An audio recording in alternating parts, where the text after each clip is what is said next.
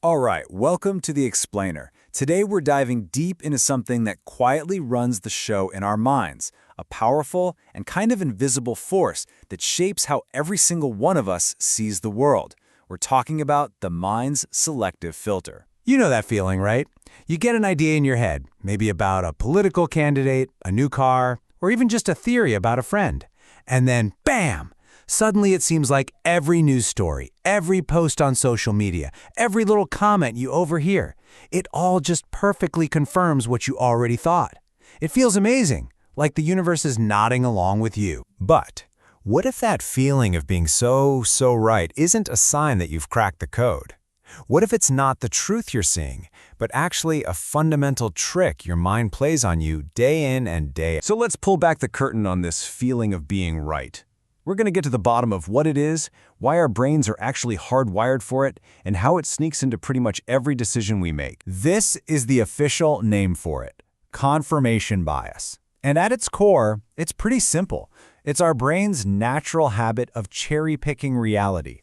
We look for, listen to, and remember the stuff that agrees with us, and we conveniently forget, ignore, or explain away everything that doesn't. And look, this isn't about being dishonest, it's a totally unconscious mental shortcut. I think a great way to picture this is to imagine your brain isn't some impartial judge in a courtroom, carefully weighing all the evidence from both sides. No, its default mode is more like a biased detective. This detective already has a suspect in mind, and now they're just running around town looking for clues that prove they're guilty, while tossing any evidence of innocence right in the trash. That's our brain, most of the time. So why? Why does our brain even bother doing this?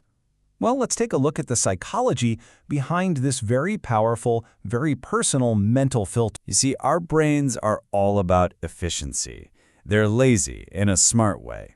It takes way less energy to process information that fits into our existing mental folders than it does to face that uncomfortable, itchy feeling of having our beliefs challenged. That feeling has a name. It's called cognitive dissonance. We crave consistency. And, maybe most importantly, our beliefs are tangled up with who we are, our identity, our emotions. So when we protect our beliefs, it feels like we're protecting ourselves. And all of this creates a really powerful feedback loop. It's a self-fulfilling cycle. Step 1, you believe something. Step 2, your brain unconsciously starts scanning the world for proof. Step 3, because you're looking for it, you find it. And then step 4, finding that proof makes your original belief even stronger. And then the cycle starts all over again, digging you deeper and deeper into your own point of view. So let's talk about how this actually shows up in the real world. Because this isn't just some abstract theory from a psychology textbook. It is a force that shapes our reality every single day. Politics is probably the most obvious example, right? We tune into the news channels, we follow the social media accounts. We click on the articles that we know are going to reflect our political team's jersey. This creates what we call an echo chamber, where our own beliefs are just constantly bounced back to us, making them feel like the absolute, undeniable truth. Or think about health and wellness. Let's say you're convinced a new diet is the miracle cure. You'll celebrate every single pound you lose and give the diet all the credit. But you might just kind of brush aside the fact that you also started walking every day. Or you'll dismiss any weird side effects as, just your body adjusting. You're filtering the evidence. This happens at work all the time. A manager gets it in their head that an employee is a slacker. From that point on, their brain will subconsciously highlight every mistake that person makes, every missed deadline, while completely overlooking their wins and successes. It can become a self-fulfilling prophecy because that employee feeling constantly criticized might actually start to underperform. And in the business world, you see it a lot. A marketing team gets convinced their product is only for one specific type of customer. So they pour all their resources into that bucket, and all the data they get back confirms their theory. Why? Because it's the only place they're looking.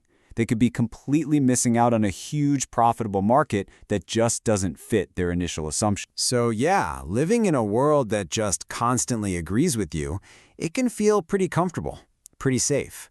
But it comes with some really serious dangers.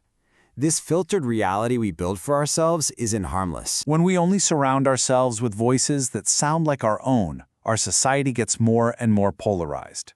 Finding any common ground feels almost impossible. It leads to terrible decisions, both in our personal lives and in business, because we're basically flying blind, working with incomplete information. And in our world today, it makes us incredibly vulnerable to misinformation and fake news, because if it feels true, our brain wants to believe it. Okay, so this all sounds pretty baked into our wiring, doesn't it? It sounds a little hopeless, but it's not. The most important thing to know is that we can fight back against this bias. So how do we do it? How do we actually escape the filter? All right, let's wrap this up with a practical, actionable toolkit. And look, the goal here isn't to become a perfectly logical robot who's free of all bias. That's literally impossible. The goal is just to consciously, deliberately counteract its influence on our thinking. Pay close attention here, because this is your toolkit for clearer thinking. First, and this one is hard, you have to deliberately seek out different perspectives. Make it a habit. If you lean one way politically, go read a well-reasoned article from the other side. The goal isn't to change your mind, it's just to understand their argument. Second, and this is a superpower, learn to play devil's advocate against your own ideas.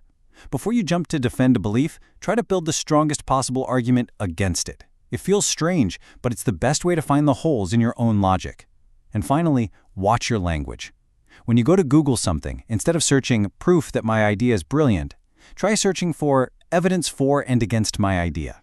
Neutral questions get you much more neutral answers. These little shifts are everything. At the end of the day, you can't fix a problem if you don't even know it exists. So honestly, just by getting to this point in the explainer, just by understanding what confirmation bias is and how it works, you've already taken the biggest and most important step toward clearer, more honest thinking. So I'm going to leave you with this final thought. We live in a world that pretty much begs us to build these comfortable echo chambers. But the real challenge, the real growth, happens when you decide to step outside. The goal should never be to just collect agreement. It should be to start on that much harder, but way more rewarding, journey of seeking truth.